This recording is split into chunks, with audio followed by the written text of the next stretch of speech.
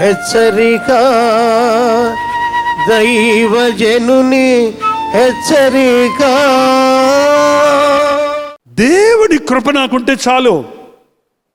మనుషులు ఏమనుకున్నా, ఏ పరిస్థితుల గురించి ఎవరాల్సి వచ్చినా ఆయన కృప నాకు చాలు. పౌలు అన్నాడు, నా రోగం నాకు ఉండని, నీ కృప నాకి. నా బలహీనత నాలో ఉండని, నీ కృప నాకి. ఎప్పుడు దేవుడు కీడు విషయమై శోధించేవాడు కాదండి. ఒక ఆయనకి ఏమంటే అంతా బాగుంది, సిగరెట్ తాగుతారంటే ఏంటి, మీరు బాప్తిసం పొందారు కదా అంటే, అదేనండి ఆ ముళ్ళు ఉంచేశాడు దేవుడు. చాలాసార్లు ప్రార్థన చేశానండి, కానీ దేవుడు తీయటం లేదు, నేనేం చేయను. ఏంటండి మీకు పెళ్ళయింది కదా, ఇంకో స్త్రీతో సంబంధం ఉందంట, ఇంకో కాపురం పెట్టారంటే ఎక్కడ, అదేనండి నా ముళ్ళు. అన్ని విషయాల్లో నేను బాగానే ఉన్నానండి, అదొకటే ముళ్ళు ఏం పోవటం లేదండి. మీరు దేవుడు ఏం చేయమంటారు?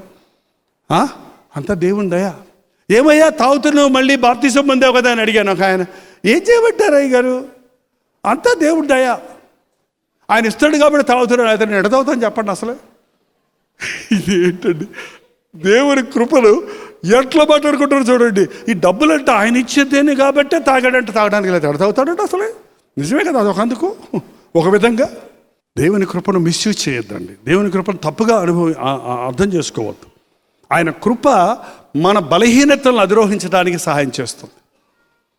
నీకు గర్భఫలం లేకుండా ఉన్నావేమో, నిందలేస్తున్నారు అందరూ, అడుగుతున్నావు ప్రభు దగ్గర, పొందడం లేదు గర్భఫలాన్ని, అడుగుతున్నావు ప్రభు దగ్గర, పొందడం లేదు ప్రభు దగ్గర గర్భఫలాన్ని. కొన్ని రోజులు అవుతాడు నువ్వు ప్రార్థించినప్పుడు దేవుడు ఇలాంటి సమాధానం ఇచ్చాడు అనుకో, నీ గర్భఫలం ఏమనో నా కృప నీకు ఇస్తానన్నాడు అనుకో, అప్పుడేమో తెలుసా, ఎవరు ఎన్ని మాటలన్నా, పిల్లలు లేరండి, ఇంక పుట్టరండి, నీకేంటండి బాధ అంటే, ఎవడో నీ జోలికి వచ్చి మళ్ళీ తెప్పుతారా, మీకెందుకంటే బాధ, మేమిద్దరం హ్యాపీగా ఉన్నాం, భార్య భర్తలు మేమిద్దరం సంతోషంగా ఉన్నాం అని నువ్వు వాళ్ళ మాటలకు కృంగిపోకుండా ఉండగలిగిన మనోశక్తిని నీకు దేవుడు ఇస్తే అది ఆయన కృప.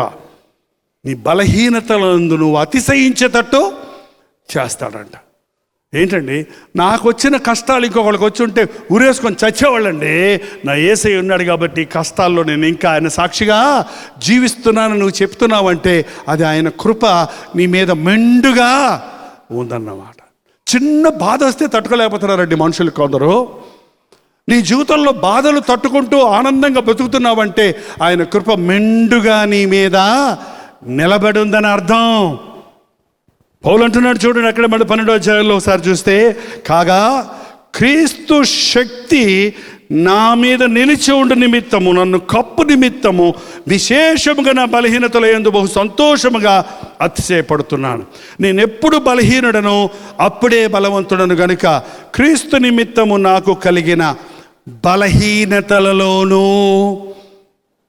ఈ సాయంత్రం ఎవరికైనా నాకు బలహీనత ఉంది అన్నవాళ్ళు ఎవరు ఉంటే చేయి చూపించండి.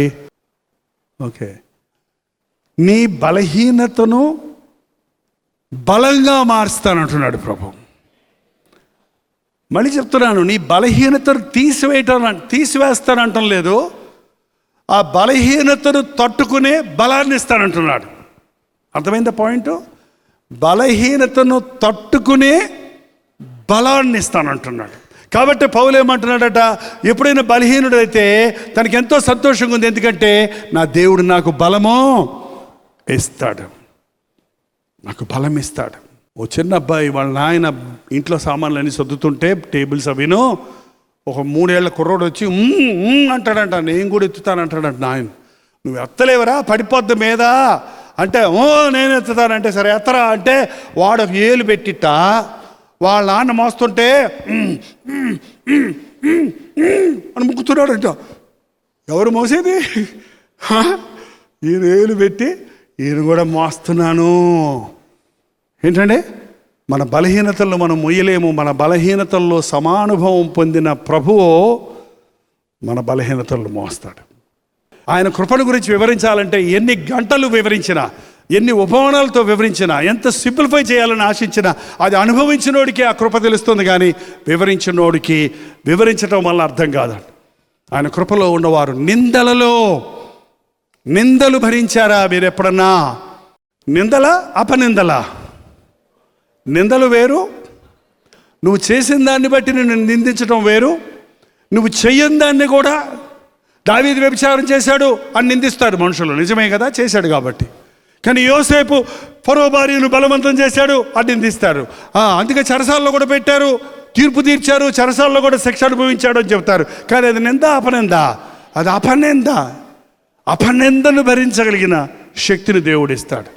నిందలలో దేవుని మీద విశ్వాసం ఉంచగలిగిన శక్తిని ఇస్తాడు. ఈరోజు ఒక్కసారి ఆలోచించేయండి, మన జీవితాల్లో గడ్డు సమస్యలుగా దేవుడు ఎంతకి జవాబు ఇవ్వలేదు. ఎందుకు జవాబు రాలేదు నాయన, ఎందుకు ఇంకా జవాబు రాలేదేంటి ప్రభువా అని అడుగుతా ప్రశ్నించుకుంటూ ఉంటే నాకు అనిపిస్తుంది దేవుడు తగిన సమయమందు సమస్తము చక్కగా చేస్తాడు. చాలామంది కొన్ని నెలలు ప్రార్థన చేసిన తర్వాతే జవాబు ఇస్తున్నాడు. కొంతమంది విషయాల్లో కొన్ని సంవత్సరాలు చేసిన తర్వాతే జవాబు ఇస్తున్నాడు. విడువక ప్రార్థించడం మనం అభ్యాసం చేసుకుంటే ఇక జవాబు ఇవ్వలేదు అనుకోవద్దు. మన ప్రార్థనలన్నిటికీ జవాబులు వస్తాయి. కొన్ని ఇవాళే వస్తాయి, కొన్ని రేపు వస్తాయి, కొన్ని ఎప్పుడు వస్తాయో మనకు తెలియదు అసలు. కానీ తప్పక ఆయన జవాబు ఇస్తాడు. ఆయన జవాబు ఇస్తాడు అన్న విశ్వాసం కలిగి ఉండటం, నిరీక్షణ కలిగి ఉండటమే ఆయన కృపలో భద్రపరచబడి ఉండటం. ప్రార్థన. పరిశుద్ధుడ, ప్రేమ గల తండ్రి, ఎటువంటి సమస్యల గుండా మేము వెళుతున్నా విడువను ఎడబాయనన్న ప్రభువు, అది గాఢాంధకార లోయ అయినా, అది కొండలైనా, లోయలైనా, ఎడారైనా నా ప్రభు నాకు తోడుగుంటాడు. నా దేవుడు కొండలకే కాదు లోయలకు దేవుడే. నా దేవుడు ఉన్నతమైన స్థితిలోను లేమిలోనూ కూడా నన్ను విడవనేవాడిగా ఉన్నాడు. నాకు అన్నీ ఉన్నప్పుడు, నాకేమీ లేనప్పుడు కూడా నా ప్రభుగానే ఉన్నాడు, నన్ను విడవనేవాడిగా ఉన్నాడు. మనుషులైతే నన్ను ఉంటే ప్రేమిస్తారు, లేకుంటే చీదరిస్తారు. నేను ప్రయోజనకరంగా ఉంటే ఆదరిస్తారు, కాకపోతే నన్ను వెళ్ళగొడతారు. అయితే విడువని ఎడబాయిన దేవా, నువ్వు నాకుంటే చాలయ్యా. మనుషుల్ని నమ్ముకొని మోసపోయానయ్యా, మనుషుల్ని నమ్ముకొని నష్టపోయానయ్యా. నీ మీదే ఆధారపడుతున్నాను యేసయ్యా. ఈ రోజు నుండి నీ ఉంటే నాకు చాలు, నీ కృప నాకుంటే చాలు. ఏ పరిస్థితుల గురించి వెళుతున్నా, ఏ శోధనలో నుంచి వెళుతున్నా, ఎటువంటి లోయలైనా, ఎటువంటి నిందలైనా నాకు నువ్వు ఉంటే చాలయ్యా. నీ ఆదరణ చాలయ్యా. బలమైన నీ చేయి నన్ను పట్టుకొని నడిపిస్తే చాలయ్యా. నీతో నేనేమైనా సాధించగలను. నా అంతటా నేనేమీ చేయలేను, కానీ నీవు నాకు తోడుంటే అన్నీ చేయగలను. నన్ను బలపరచువాని యందు నేను సమస్తము చేయగలనన్న ధైర్యంతో ఈరోజు మేము ఇక్కడి నుంచి వెళ్ళుటకు సహాయం చేయము. మరల నీ బిడ్డలతో నువ్వు మాట్లాడుము.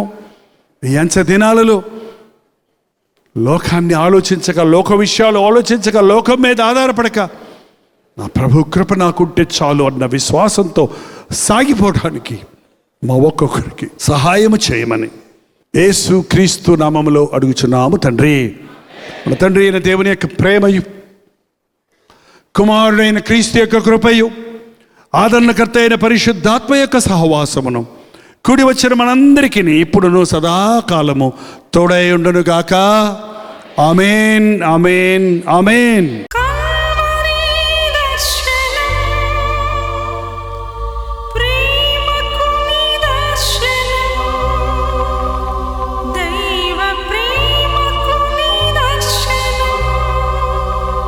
తెలుగు, తమిళ, హిందీ, మలయాళం, బెంగాలీ, ఒరియా అనే 6 భాషల్లో టెలివిజన్ ప్రోగ్రామ్స్ కొనసాగుతూనే ఉన్నాయి. భారభరితమైన పరిచయంలో మీరు సహకరించాలని ఆశిస్తే ప్రభు మిమ్మల్ని ప్రేరేపిస్తే మీ విరాళాలు, కానుకలు డాక్టర్ జైపాల్ ఫౌండేషన్స్ అనే ట్రస్ట్ నెంబర్కి మీరు పంపించవచ్చు. అవి నేరుగా టీవీ ఛానల్స్కి వెళ్తాయి. అందులో ఏది నేను మా సొంత పరిచయం కొరకు ముట్టుకోవటం లేదు, వేరే పరిచయం కొరకు ముట్టుకోవటం లేదు. టెలివిజన్ పరిచయలో ఇంకా సువార్త అనేది వారికి అది అందించాలని ఆశతో ఒక 20 సంవత్సరాలుగా కొనసాగుతున్న పరిచయం కొరకు ప్రార్థించండి, మీ సహకారాన్ని అందించండి. ఈ విషయం మీకు ఇంకా వివరాలు కావాలంటే 89393939 అనే నెంబర్కి మార్నింగ్ 10 నుంచి ఈవినింగ్ 10 లోపల మీరు ఫోన్ చేయండి. వివరాలు గురించి తెలియజేయండి.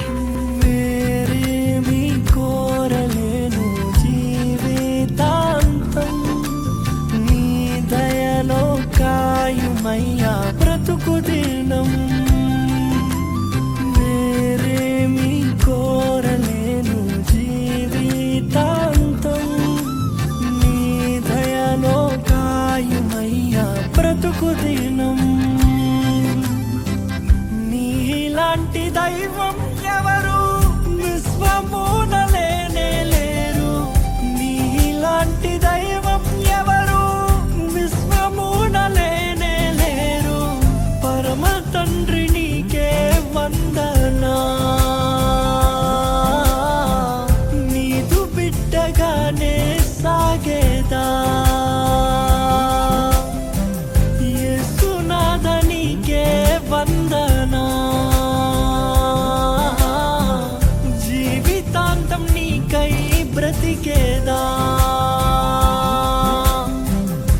happy.